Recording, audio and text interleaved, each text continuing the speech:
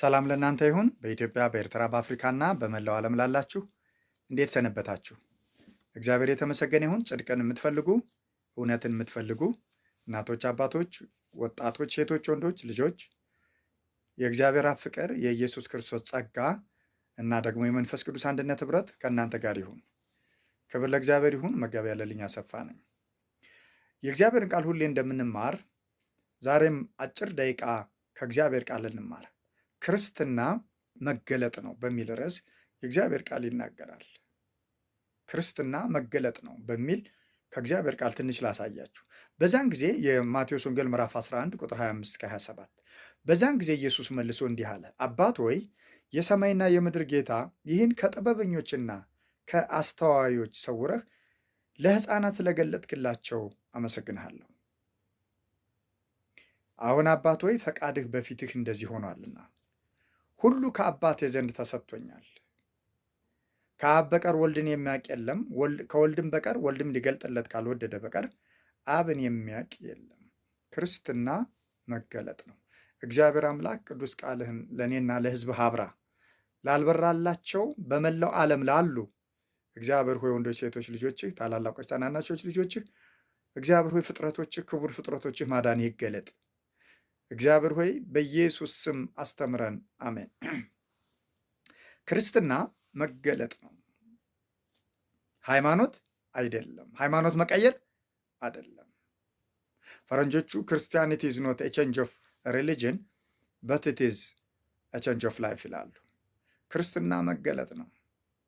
ኢት ኢዝ ሪቪሌሽን ኖት ሪሊጅን ይላሉ።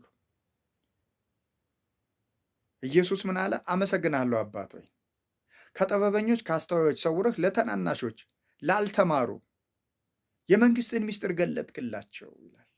ትዝ ይላቸዋል። 12ቱ ያልተማሩ ነበሩ። ምናልባት አስቆሮቱ ይሁዳ ብቻ ነው ተምሯል የሚባለው። እነዚህ ያልተማሩ ይህን ሁሉ እውቀት ይህን ጥበብ የት አገኙት እስከሚል ብዙ ጸሐፍት ፈሪሳውያን እስከሚገረሙባቸው ትዝ ይላቸዋል። ነገር ግን ከኢየሱስ ጋር እንደነበሩ አወቋቸው ይላል። ልጆችሽ ከእግዚአብሔር የተማሩ ይሆናሉ፣ የልጆችሽም ሰላም ይበዛል ተብሎ ተጽፏል። ወገኖቼ መማር በጣም ጥሩ ነው። ነገር ግን ከእግዚአብሔር መማር ከሁሉም ይበልጥ ነው። ምክንያቱም ብዙ ተምረን እግዚአብሔር ባይኖረን ከንቱ ነውና። የጥበብ ሁሉ መጀመሪያ ብዙ መማር ነው አይልም፣ እግዚአብሔርን መፍራት ነው፣ እግዚአብሔርን ማወቅ ነው። ክብር ለእግዚአብሔር ይሁን። ጌታችን ኢየሱስ ተገረመ። ሉቃስ እንደውም ምን ይላል? ሉቃስ ሲጽፍ ምዕራፍ 10 ላይ ቁጥር 21 እና 22 ላይ ኢየሱስም በመንፈስ ሐሴት አደረገ ይላል። ለምን?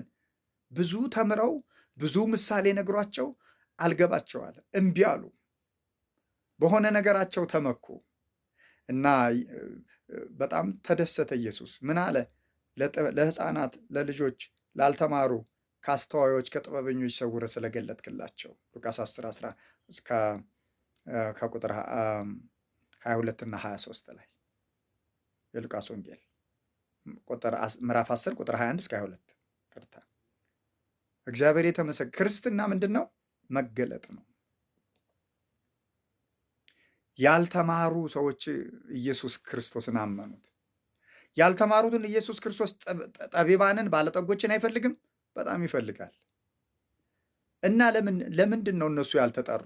የመንግስቱ ምስጢር በብዛት ያልበራላቸው አብዛኞቹ ከጥቂቶች በስተቀር ለምንድን ነው? ሐዋርያው ጳውሎስ ሲነግረን ምን ይላል?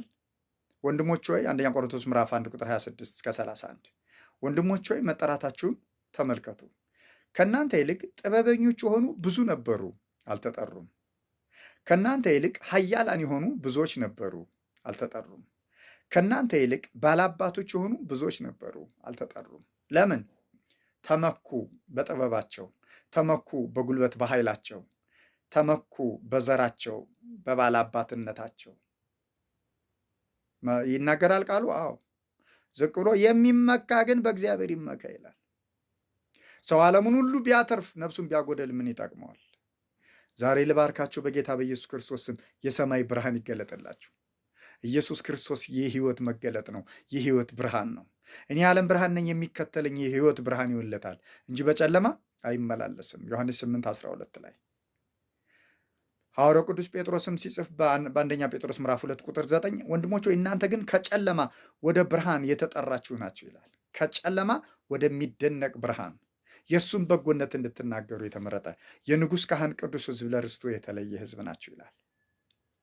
ክርስትና መገለጥ ነው፣ ሕይወት ነው፣ እረፍት ነው፣ ሰላም ነው። ኢየሱስ ክርስቶስ ያድናል። ብዙ ሰዎች በጣም ሃይማኖት አላቸው አደላ። አሁን እንደምንሰማውን በጣም የሃይማኖት ክርክር ትኩሳት አደል።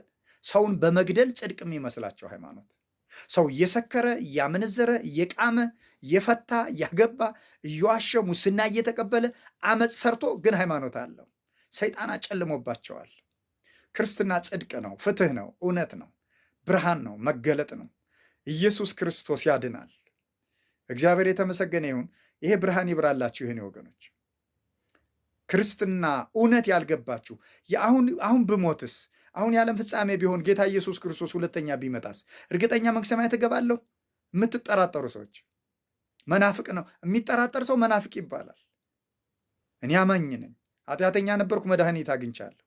ኢየሱስ ክርስቶስ ትንሣኤና ሕይወት ነው፣ የሚያምንብኝ ቢሞትም ሕያው ይሆናል ይላል። ስለዚህ ወገኖች ኢየሱስ ያድናል። ክርስትና መገለጥ ነው። ይሄ ብርሃን ይብራላችሁ። አብ ልጁን ይግለጥላችሁ፣ ወልድ ደግሞ አብን ይግለጥላችሁ፣ መንፈስ ቅዱስ ያብራላችሁ። በኢየሱስ ስም ተባረኩ። አሜን። እግዚአብሔር ይባርካችሁ። ታንኪዩ